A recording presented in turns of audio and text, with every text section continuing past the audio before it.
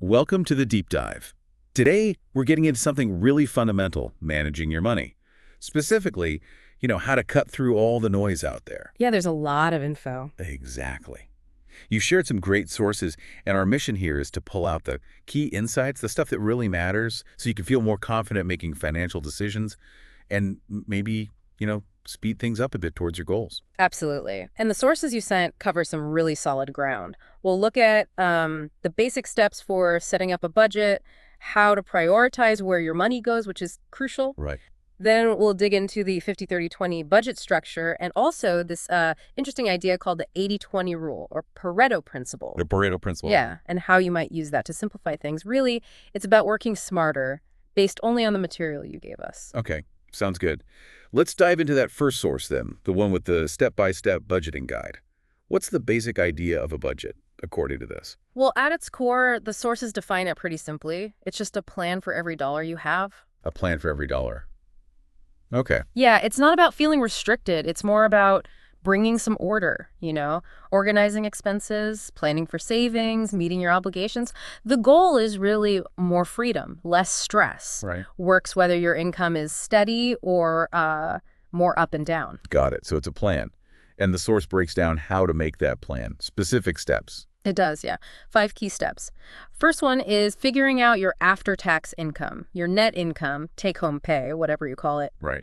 But there's an important point here. The source says, for budgeting, if things like your 401k contributions or health insurance premiums are taken out before you get paid, you should actually add those back in when you're figuring out your budget starting point. Add them back. Why is that? Because, well, that's money you actually earned, right? Even if it went straight to savings or benefits before hitting your bank account, including it gives you the true picture of your total earnings you have to work with before it gets sliced up. And if your income isn't regular, it's similar. Just subtract your estimated taxes and business cost first. Okay, so understand the real income number first. Got it. What's next? Step 2. Step 2 is choosing a budgeting system. The framework. The framework, right. And the sources point out, different systems click for different people, different habits, personalities. But the key thing, the absolute must, is that any system needs to cover your needs, allow for some wants, and this is critical, set aside money for savings, both emergencies and the future. They mention things like the envelope system, zero-based budgeting, and that 50-30-20 rule. Choosing one that fits sounds pretty important for actually sticking with it. So once you have a system, how do you know if it's, working? Good question. That leads straight to step 3, tracking your progress. Tracking, okay. Yeah, just recording where the money is actually going. The source suggests tools, apps, or even just worksheets. The aim is clarity. See where it's really going. Exactly. And if you find you're overspending somewhere compared to your plan, the advice is pretty straightforward. Figure out how to cut back there and redirect that freed up cash towards debt, savings, whatever your priority is. Tracking helps you spot the leaks. And the sources mentioned making saving easier. Yes. Step 4, automate your savings. This is a big one. Makes it so much easier. How so? Well, you set up automatic transfers from your checking to your emergency fund or your investment account, retirement account. Time it with your paydays if you can. Set it and forget it, kind of. Pretty much. If your income's irregular, maybe set reminders to do it manually. Oh, and the source also mentions getting an accountability partner or joining an online group. That can help keep you on track. Automating sounds powerful. Okay, what's the last step? Step 5 is basically practicing budget management. Your life changes, right? Income goes up or down, expenses shift, goals evolve. So the advice is revisit your budget regularly, maybe quarterly. And if the system you picked just isn't working for you, don't beat yourself up. Yeah. Just try a different approach. It's not set in stone. It's a tool. It needs to adapt with you. Okay, so income, system, tracking, automating, managing. That's the mechanics. But the sources also get into that really common problem. Yeah. What do you prioritize? Debt versus savings, different kinds of debt. There's a list. Yes, and this is such a critical point for people. How do you choose? Credit cards, student loans, retirement. It's tough. But the sources you shared actually provide a ranked list, a hierarchy of priorities. Okay, a roadmap. Let's walk through it. What's number 1, top priority? Priority number 1, a starter emergency fund. Starter, not the full thing. Not yet. The sources say start small, aim for at least $500, just a small cushion. It's there for, the little unexpected things, car repairs, whatever. The logic is really important. You can't effectively pay down debt or build wealth if every small surprise throws you back into debt because you have zero buffer. Right. Makes sense. Build a small safety net first. What's priority two? Get your employer match on your 401k if you have one. Ah, the free money. Exactly. The sources literally call it easy money. If your job offers a match, contribute enough to get the full amount they offer. It's an immediate boost to your retirement savings. Hard to argue with that. Definitely not. Okay, so starter fund, then the match. What's next on the list? Priority number 3, attack toxic debt. Toxic debt. Okay, what does that include? So once you have that small emergency fund and you're getting the match, any extra cash should go aggressively towards high-interest debt. This sources list things like credit cards, personal loans, payday loans, title loans, rent-to-own stuff. Why call it toxic? Because the interest rates are usually so high, they're crippling, you end up paying back way, way more than you borrowed. It actively poisons your finances. Wow. And the sources have a serious warning here, too. If you look at your unsecured debt, credit cards, medical bills, personal loans, and you realize you can't realistically pay it off in 5 years, even with big spending cuts. Or if that debt total is like half or more of your gross income, you really need to look into debt relief options like bankruptcy or a debt management plan. It's that serious. Yeah, that sounds serious. Okay, so after tackling toxic debt. Priority number 4, boost retirement savings again. Once that high interest debt is under control and you have some breathing room, shift focus back to the future. How much should you aim for? The pros cited in the sources suggest aiming for 10 to 15% of your gross income saved for retirement. And importantly, that 10-15% includes any company match you're getting. Okay, includes the match. Good clarification. And if you don't have a 401k or you've maxed the match and want to save more, then look into IRAs, Roth, or traditional. Got it. Base, free money, kill toxic debt, ramp up retirement. Where does the full emergency fund fit? That's priority number 5. Build up that emergency fund to the full target, usually 3 to 6 months of essential living expenses. Essentials only, not the full budget. Right. The sources are clear on that, just the bare bones. Rent, food, utilities, minimum payments, and, expect to dip into it. That's what it's for. Right. It's not just about saving it, it's about using it and replenishing it. Exactly. The focus is replacing what you use and building it up over time until you hit that 3 to 6 month goal. Okay, building a solid foundation. What's left after the full emergency fund is in place? Priority 6 is extra debt repayment, paying more than the minimum on any remaining debts. These are usually lower interest debts, maybe tax-deductible ones like a mortgage, potentially student loans. So these come later? Yeah, you tackle these once the more urgent stuff is handled, using the flexibility you've hopefully created in your budget. And the final priority, number 7. Priority 7 is simply labeled you. Yeah. The sources basically say, look, if you've gotten here full emergency fund, toxic debt gone, saving 15% for retirement, you're doing great. You've built amazing habits. Feels good just hearing it. Right. So now you have options. Save for other things that aren't emergencies, like a down payment, a new car, a big trip, or you could accelerate wealth building, save even more for retirement, invest outside retirement accounts. More flexibility. Exactly. And they mention using high-yield savings accounts for these non-emergency savings goals. You could even set up different buckets in one account for different goals and let the interest help grow specific buckets. Pretty neat idea. That priority list is incredibly helpful. It really lays out a path. Yeah. Okay, let's shift gears slightly and look at one of the specific systems mentioned earlier, the 50-30-20 rule. Seems popular. The sources suggest it's pretty simple. It is. It's presented as a pretty straightforward plan for, long-term financial health.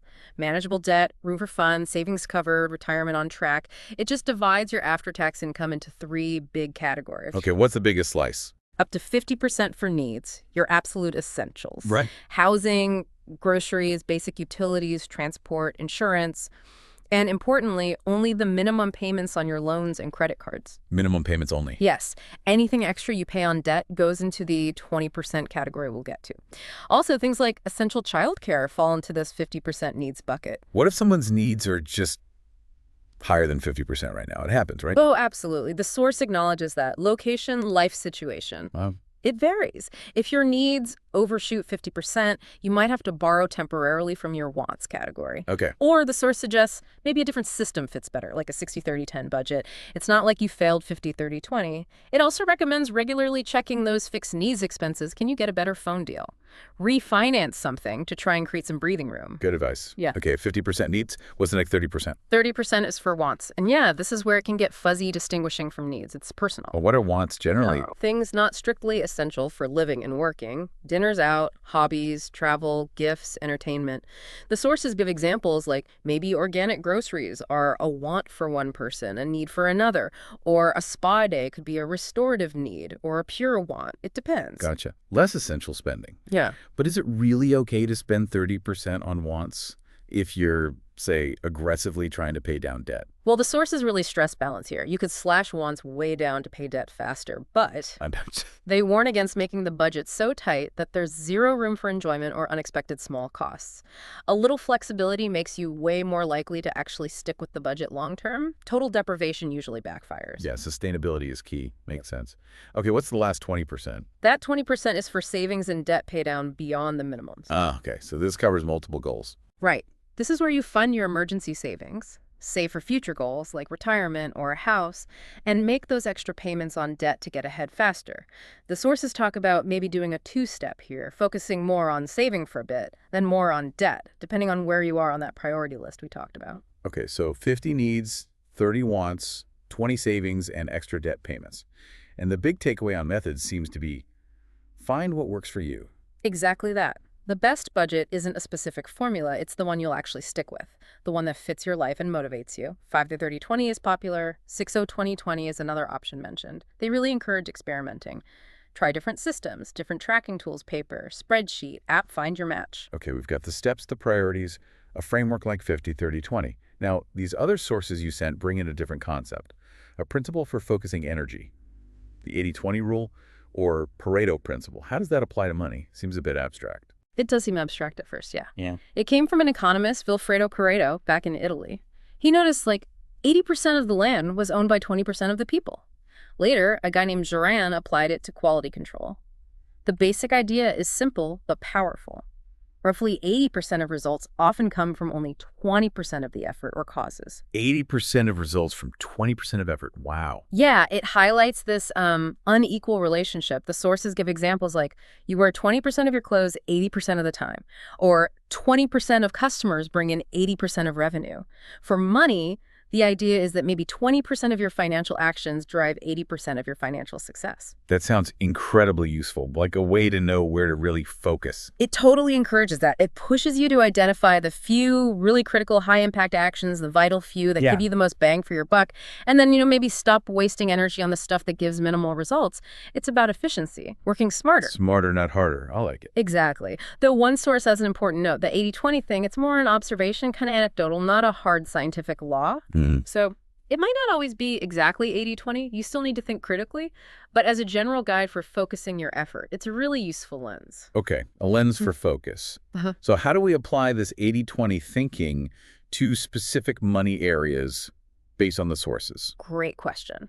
One source gives some really practical examples. Let's take spending. Okay. Instead of tracking every single coffee, which can feel overwhelming, right? Totally. The 80-20 idea suggests identify your top 2 or 3 spending categories, the big ones. Housing, transportation, food are common examples. These are likely the 20% of categories driving 80% of your outflow. Find the biggest leaks first. Got it. Exactly. Focus your cost-cutting energy there. Even a small percentage cut on housing or transport can save hundreds a month. Way more impact than stressing over tiny cuts elsewhere if your rent is huge. Fix the big leaks first. Makes sense. And the sources also flip it. Eliminate the 80% of low-impact spending. The stuff you buy but get little joy from. Unused subscriptions, impulse buys you regret. Free up that money. Focus on the big wins in spending. What about applying 80-20 to investing? Here, the sources point out that historically, a small fraction of your investments tend to generate most of the overall return. Okay. So the 80-20 principle suggests focusing on the vital few investment types. For most regular folks, this means putting the bulk maybe 80% or more of their portfolio into broad, low-cost index funds or ETFs. Like S&P 500 fund. Exactly, or total stock market funds. They give you diversification automatically and capture market growth with very little effort. Sounds much simpler than trying to pick winning stocks all the time. It is, and the sources argue it's usually more effective long-term for most people. They even mention Warren Buffett recommending index funds and how he famously won a bet, showing they outperformed complex hedge funds. Right. So the 80-20 approach here is avoid the high-effort, often low-success stuff like day trading, chasing hot tips, having way too many different investments, or constantly checking your balance.